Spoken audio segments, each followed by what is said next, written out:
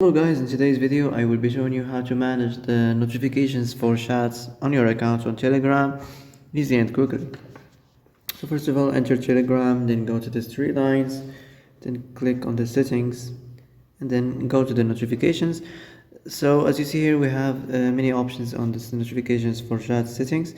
We have this private chat, so you can turn it on or off, the groups, um, the channels, the same thing if you want to turn this on or off, the stories, the reactions, etc. So that's it. That's how to manage the notifications and sound settings on your account on Telegram easy and quickly.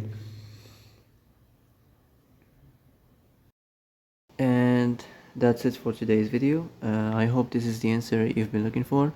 If you like this video, don't forget to like and subscribe, and see you in the next video. Thanks for watching.